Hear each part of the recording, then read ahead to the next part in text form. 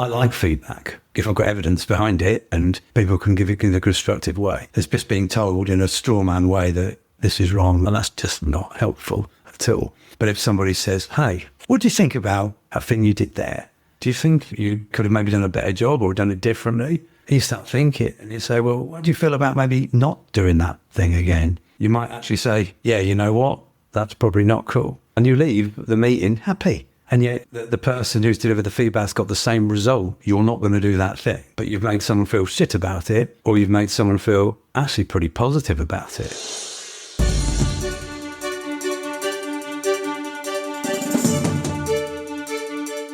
Hello and welcome to part 2 of my conversation with James Collier, the co-founder of Huel and one of the most thoughtful, down-to-earth leaders I've had the pleasure of interviewing. In the first episode, we explored the link between nutrition and personal performance. But today, we're going deeper into leadership, scaling, mental health, and how to lead in a way that's sustainable for both yourself and your team. In this episode, James speaks candidly about his own mental health journey while scaling one of the UK's fastest growing brands. And we get into everything from values-led leadership to vulnerability, personal resilience, and the emotional realities of leading at pace. If you've ever felt the weight of leadership, the pressure, the responsibility, the pace, then I know this conversation will resonate. And if you haven't yet, it's probably coming. Let's get into it. James, welcome back. The second part of our 2-part podcast series. First one, we're very much focused on the nutritional aspects. This conversation, I suspect nutrition is still very much going to be a theme, but delving a little bit more into the leadership aspect. First thing to talk about, if you are growing, scaling a business, yes, that's very exciting, especially if you're in the founding team, but it can also be pretty tiring, right? It's a long, relentless journey. Thinking about your experience with growing and scaling Huel, which has happened at a pretty rapid rate, right? How has the leadership team, kind of you playing a part in that, how have you supported your colleagues, employees at Huel on that journey? Yeah, it's been interesting. We've grown very quickly, and there was 2 of us, Julian Hearn, who's the principal founder, and me as co-founder. We're coming up to 10 years. In June, we'll be 10 years, and Julian and I were working together for a year before that, where he commissioned me to come up with the original formulas and the original nutrition sort of questions he poised at me. So if people don't know my background, I did my nutrition degree in the early 90s. I went, as most newly qualified dietitians do, went and worked to the NHS for several years.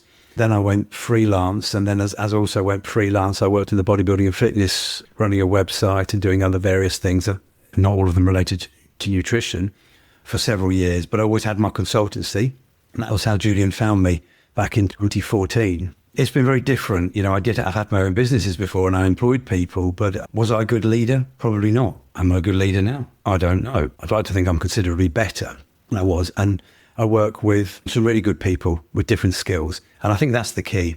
You need to have highly skilled people within an organisation, but also highly skilled people at the leadership level as well. Yeah. I work with people that are in the operations and the technology side, finance, of course, marketing, the human resources people side of it as well. And it's very good because you learn from them.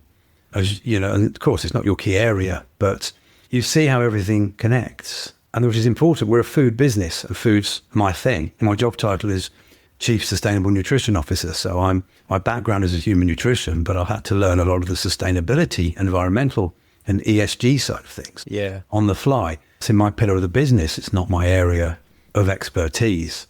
So it's trying to just utilize the right people within the organization and the right skills, and just being able to identify what the skills are, I think, is important. Yeah. And in the Huel journey, I guess this is probably going back to the earlier days. Was there a particular sort of tipping point where you noticed that the business was really sort of growing and scaling? And I guess the linked question to that is, and equally, were there any points where you felt like you or those around you might be sort of on the cusp of burnout just because you were pushing so hard to try and make this work and make it a success, and it kind of could have gone either way in terms of the business, but also people just burning out? Because it's tough, right? Sometimes, I know this in my business, it can just feel relentless sometimes, and that it's a struggle and you're wading through like sludge trying to get things moving. Like, what was that experience like? We knew we were growing quite quickly early on. Obviously, we didn't know what the outcome was going to look like. But I guess a few years in, we know this was going to be something pretty big. We didn't know, we didn't know all the products were going to be. We didn't know the regions. We didn't know quite what it was going to look like. And the world's evolved a lot. We've been through COVID since then as well, of course. We're going through very tumultuous political times at the moment. So it's interesting. Burnout, that's an interesting one. So at the early stages of Huel, I was still involved in some of my other projects. I hadn't really, I was part-time at Huel, and although it was taking a lot of my time, and I was certainly, burnout's a subjective thing, right? I realise people have tried to define it. So I can only speak from my own experience. I can't answer the question on the other people here. We did bring in James McMaster a couple of years in, who's the CEO, still the CEO today, because Julian was being the CEO before that, and he realised it probably wasn't his best skills. He's CMO now and has been since. So he's realised he's better at being the entrepreneur and the marketing guy. And I'm certainly not a CEO, and James does an outstanding job. So I was working a lot. I've had a lot of issues with my mental health since growing up, really. And in 2016, I had a serious physical illness that put me out of action for a while. And that was late 2016. And then in 2017, I'd come off all the opioids and gabapentin and stuff, and my mind was going overtime. I'd missed a bit of Huel. I'd still been checking my emails, but I'd missed the bulk of it. It was growing very quickly, and I had a massive bout of depression that summer, and it was really challenging for me. I was like, you wake up every morning with a brick in your tummy. And I'd experienced that before, but it was a particularly bad one. I started being a bit more curious in other directions than nutrition in my life, and I started reading other books. And then I came across the concept of meditation and mindfulness, which I'd always poo-pooed. I've always been a bit of a science nerd, right, Ben? And I poo-pooed it as new age hippie stuff. Then I realised how wrong I was. So I found that as a calming mechanism. And I've had depression since a kid, on and off, not consistently. And when I say had depression, we all get depressed, right? But where it would adversely affect my life for significant amounts of time. That's what I'm talking about here. But that bout in 2017, I can confidently say will be my last. Okay, we can never be sure of anything. And I'm sure, and I've had since, and I will have for sure many blue days. A couple of weeks ago, I wasn't in a great place mentally. But they're not, I'm still carrying on with my life, and I'm just feeling a bit cracked for a few hours, a couple of days. That's different to being depressed. And, there'll be adverse things going on in my life that will affect me. And I'm sure we're going to have hard times. We all are. Right, that's the one thing we're sure of. We're going to have hard times. We don't know what they'll be, how I deal with them. So I've got much better at coping with these things. Yeah, sure, I get down, but I can pick myself up pretty quick. I've always been a pretty positive kind of guy, even when I'm depressed. So I've got certain strategies in place, just trying to appreciate gratitude. I'm not saying I'm very good at doing meditation regularly, but I'm very good at taking multiple mindful moments during the day, just for a few seconds, just grounding myself. I find that quite good. Obviously, diet plays into mental health as well, as we discussed in the previous episode. And I've always had a pretty good diet. It's just being focused and acknowledging your shortfalls. And this is my experiences, right? I don't want to pretend I'm some psychologist here. I read a few psychology books and hey ho, I'm a bloody expert. Aren't I just doing everything I criticised these nutritionists were doing in the last episode? I don't want to be that person, but I can speak from personal experience. And I do know how to read scientific papers. Sure, I don't understand the depths of neuroscience, but I do understand a good quality paper, I think. At least I've got a better understanding than most people, which could be maybe that's a disadvantage. So I know that, I know I'm in a better place, broadly speaking, than I was for most of my adult life. James, I really want to ask you some sort of questions that I had planned, very much focused on leadership.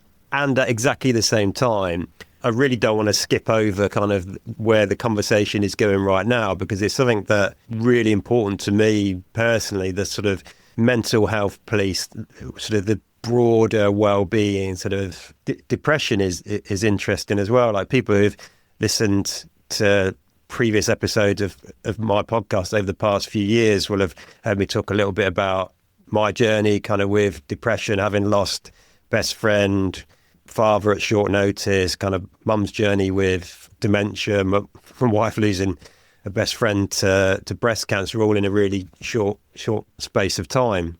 I guess the question that occurred to me when you was talking about your journey there, and you mentioned depression, to what degree did sort of you talk to any colleagues at Huel about that? Because, and the reason I asked that question is, I absolutely believe that part of our role as a leader is to be inspiring, like a force for good in the organisation. I talk a lot about the effect of emotional contagion and how a leader's state and mood affects the state, mood, performance of those around us.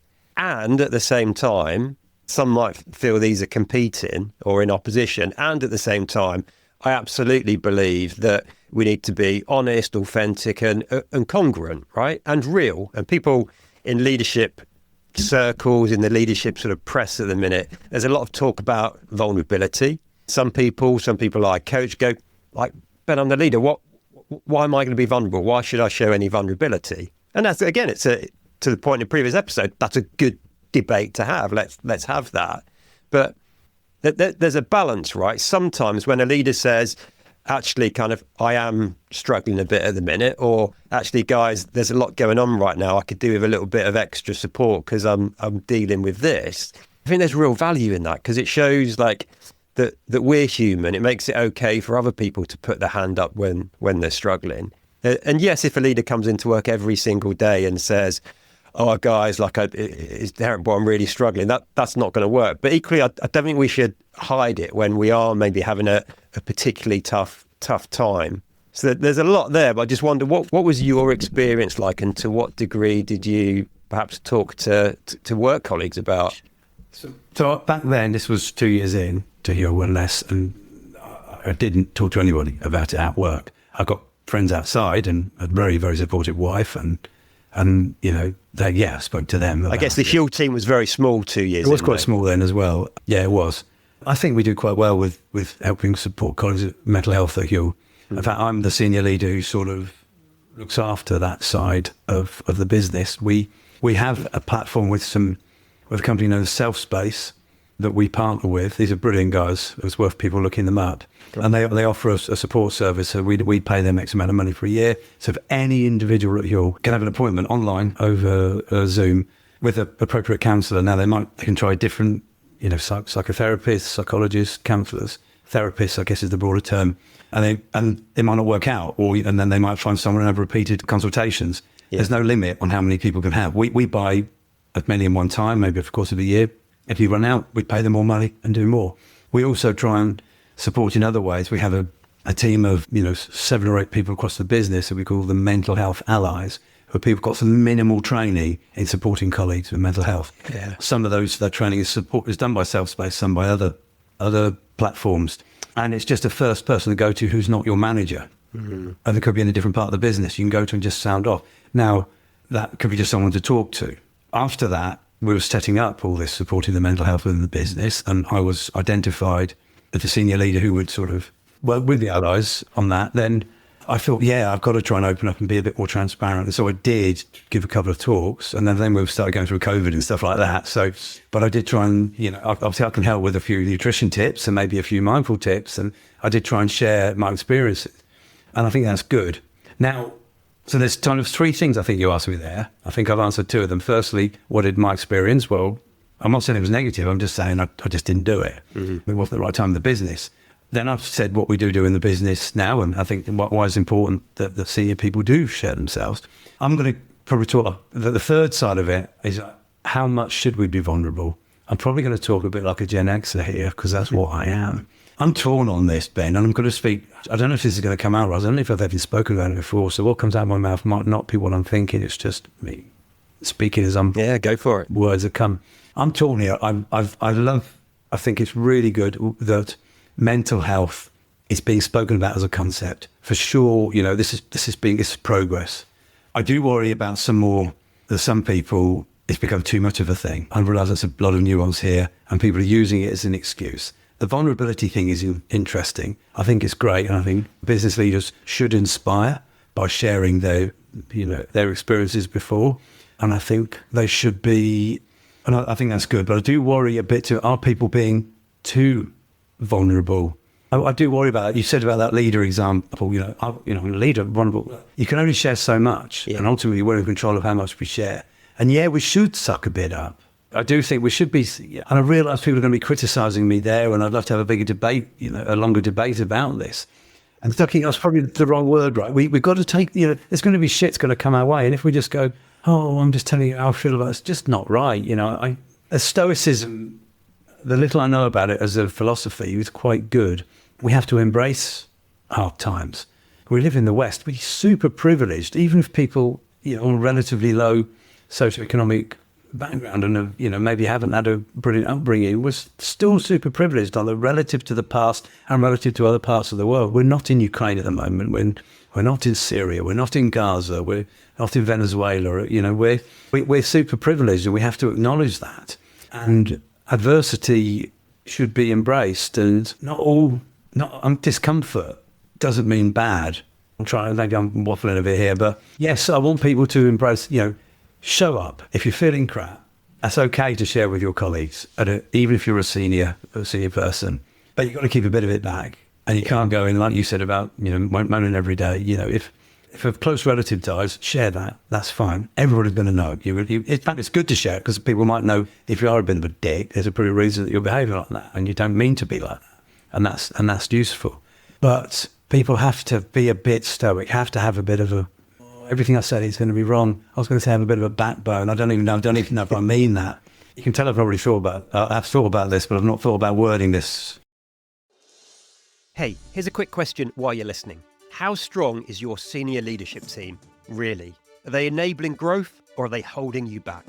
The Leadership Capability Scorecard gives you a clear snapshot of your organisation's leadership capability. It shows you where your senior managers are excelling and where development is needed to scale successfully. It's free, takes just a few minutes, and gives you instant insights into whether your leadership team is set up for growth.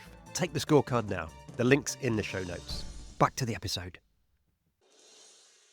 Part of the job of a leader is to shoulder some of the burden. It is to often protect and shield our team from stuff that's going on. The responsibility that comes with making some tough calls, that's what a leader gets paid for. So yes, we absolutely do need to do that. And I totally agree with you. If we go to work each day saying, oh God, I'm just really exhausted from all these tough calls I've got to make. Just give me a break for a minute, will you guys? That's not what we're talking about, right? Because that's not going to inspire anybody. But actually, the flip of that is from time to time being a kind of little bit perhaps more open and honest on the rare occasion, I think is really powerful because people realise that leaders are human as well. And actually, if you're saying, actually, I am having a tough time at the minute, guys, then it's okay for other people to do that. Because again, you mentioned the Gen Xer thing there, which I'm just on the cusp of. I think partly the Gen X view of work is you go to work, you leave all your home stuff at home, you come to work is work, it's very professional, never shall the two meet.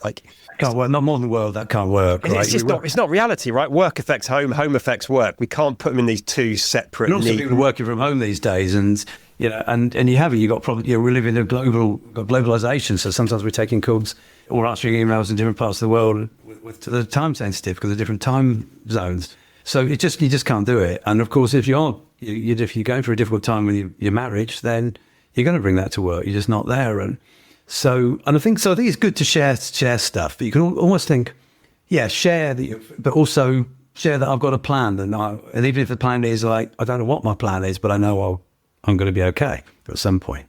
So I think be more vulnerable than people did in the ultra stoic 1950s or 60s, but I don't need to hug every 5 minutes of the day. It's just not going to be productive. It's finding a balance. It's finding a balance what works for the individual. And I've probably been a bit too vulnerable with certain individuals in my business, and I've sort of looked back, I feel uncomfortable. I shouldn't have done that. And maybe I'm punishing myself too much, but I learned from that as well.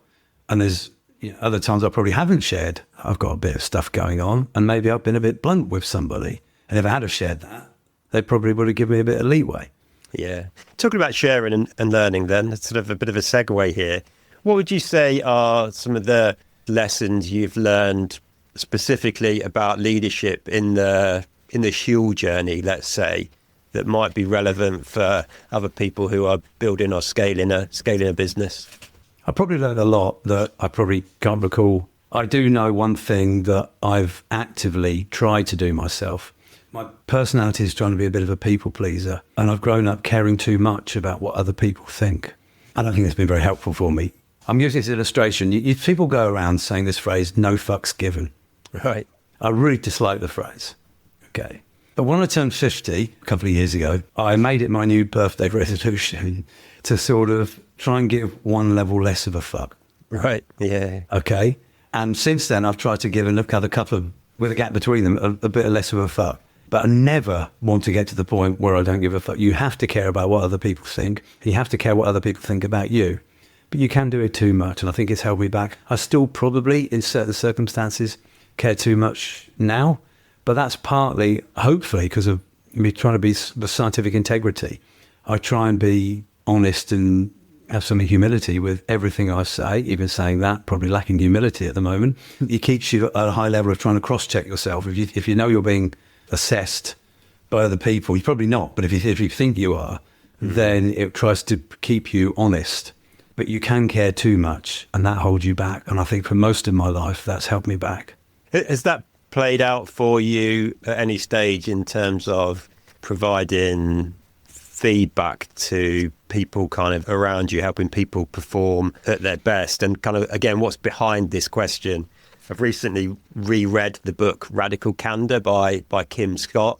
We'll put a link to it in the show notes for everybody listening. But for anybody listening who's not familiar with it, she's got this simple sort of 4-box model with 2 axes, where sort of the vertical axis is about sort of how much you care about the people around you. So at the very top is you care deeply and personally about the people who you lead and work with.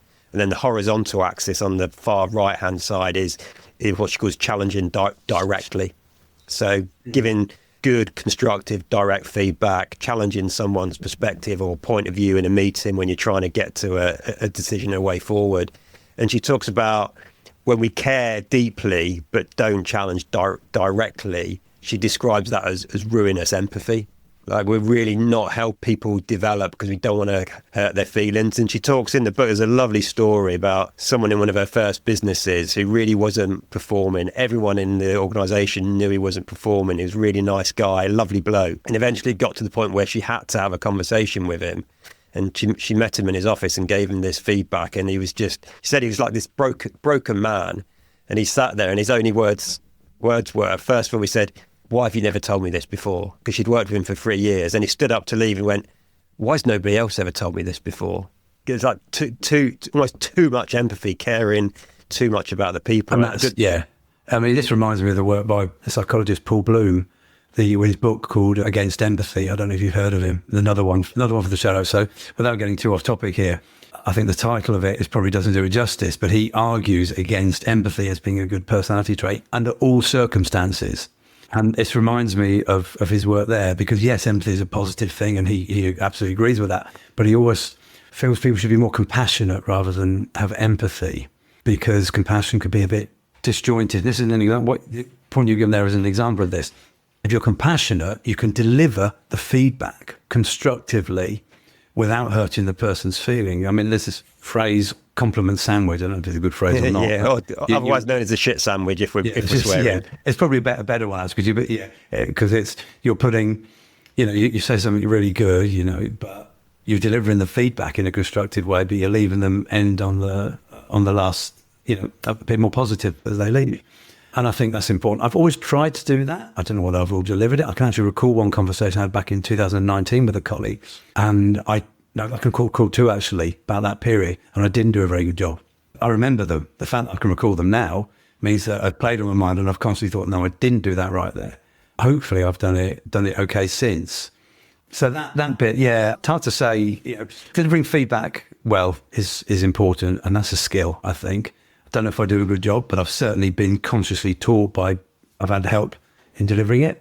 And I think that's really important for organisations to do, because that example you've given is good, because you want the best out of people. And sometimes people giving the feedback can improve, and you can support them in improving. But it works the other way as well, right? I like feedback if I've got evidence behind it and people can give it in a constructive way. It's just being told in a straw man way that this is wrong, and if you do that, then it's, we're going to fall out or something, and that's just not helpful at all.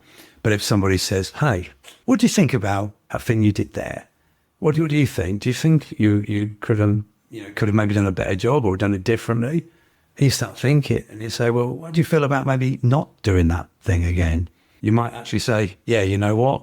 That's probably not cool. And you leave the meeting happy. And yet the person who's delivered the feedback's got the same result. You're not going to do that thing. But you've made someone feel shit about it, or you've made someone feel actually pretty positive about it. Just to unpick that, James, you've absolutely nailed it. So whoever you worked with to help you on this clearly knows their stuff. Because what you described there is providing some feedback, but doing it through a conversation, right? Asking the person, like, how do you think that went? If he's going to do that again, do you think you could do it differently? Which is very different to coming at it with, you did this, you need to do this differently next time, which just feels a little bit arrogant, right? Because we're just taking our view. We might not be right. We might not have all the context, and it's just going to feel like an attack. So actually, feedback is a conversation, more of a coaching style where you're drawing out of them. That's super powerful, right? That's super powerful. If the person delivering it isn't doing it in that negative way, it's all about how they feel. It's about their feelings. It's not about the result. We all want the result, the thing that's in question being done better. That's the result. And the person delivering the feedback in that way isn't after that result. They want to give a bollocky. Yeah. And they care about the way they feel. It's quite a narcissistic approach to delivering feedback by the person giving the feedback. It's about their feelings, whereas we want the result. That's the objective. We want that thing not to be an issue. You mentioned narcissistic there. I talk about this a lot. It occurred to me, I think it was about 5 years ago.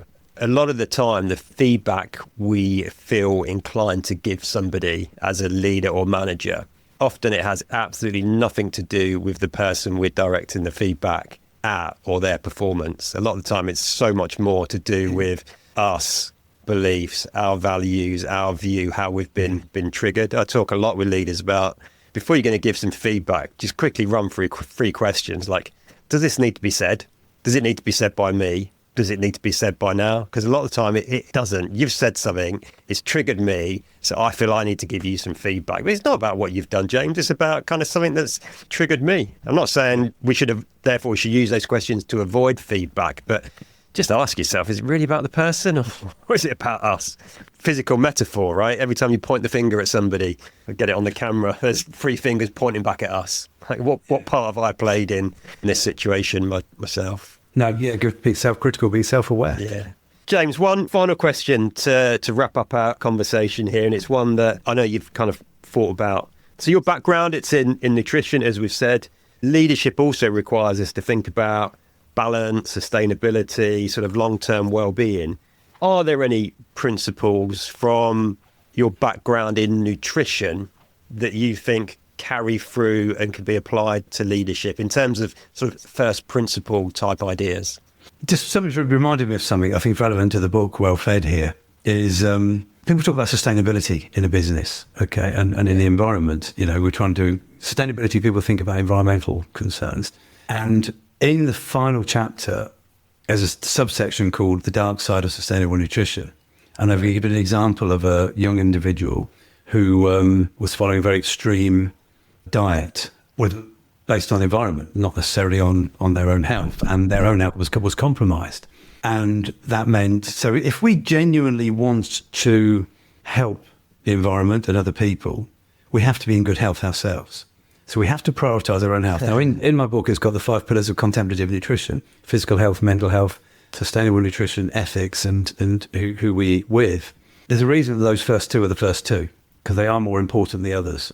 And the phrase I use in the book is, a diet isn't sustainable if it can't sustain an individual. And I think that's really important.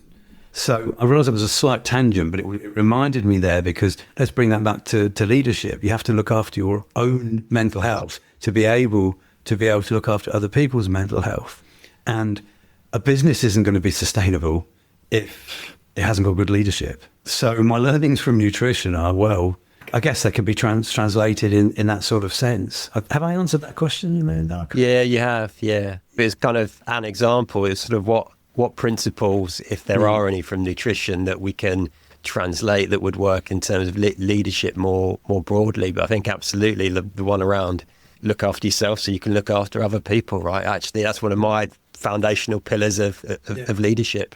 You do slightly prioritise yourself, but not at the detriment of others. That's the important thing. Yeah, you have to, it's always that thing on the plane, isn't it, that they say when they're giving those talks, you've got to put your own, mask on before you help anyone else with theirs. Yeah. It's kind of important. I think of it as being appropriately selfish. Most of us have been brought up as kids being told that to be selfish is a really bad thing, that you must not be selfish. But in terms of leadership, absolutely, we cannot look after others if we don't have the physical energy, the mental energy, if we've not got good social connections ourselves. So yeah, we absolutely do need to be appropriately selfish. Like, I know, I'm sure you'll resonate with this, like sometimes I will prioritise going for a run or going to the gym instead of doing a certain activity kind of with my wife and daughter, because I know if I'm not exercising regularly enough, I'm a crappy dad and a shitty husband. So actually sometimes my wife will even say to me, for Christ's sake, will you just go and ride your bike for 90 minutes? Because I'll come back and I'll be better. So that's, like, for me, what I mean by appropriately selfish. Yeah, I get that. Yeah, that makes sense. So I guess that's my learning, how it transfers with nutrition. James, thank you so much for your time over the 2 episodes. The first one heavily focused on the nutrition, which was fascinating. And this one talking about some of your leadership experiences, particularly on the Huel journey. So thank you very much. Really appreciate your time on the show today. Ben, it's been interesting because leadership is not something I speak about very often because it's kind of not my world. Well, it is my world, but not my experience, So hopefully there's something people can learn from that. There absolutely is. Thank you very much. Thanks, Ben. To wrap up this episode, I can't thank James enough for how open and honest he was in this conversation. It's not always easy for leaders to talk about mental health or the weight that they carry, but conversations like this are exactly what we need more of in today's leadership landscape. That I know for sure. If this episode resonated with you, I'd love to invite you to take my Leadership Capability Scorecard. It's a free tool I've developed to help you assess how well your leadership team is set up to scale across 9 critical dimensions that affect performance, well-being and growth. You can find the link to the scorecard in the show notes, and it takes just a few minutes to complete and get your personalised report. And of course, finally, if this conversation has struck a chord, then please share it with someone who needs to hear it. Because the best leaders aren't the loudest. They're the ones who are quietly doing the work on themselves for their teams. Until next time, lead on.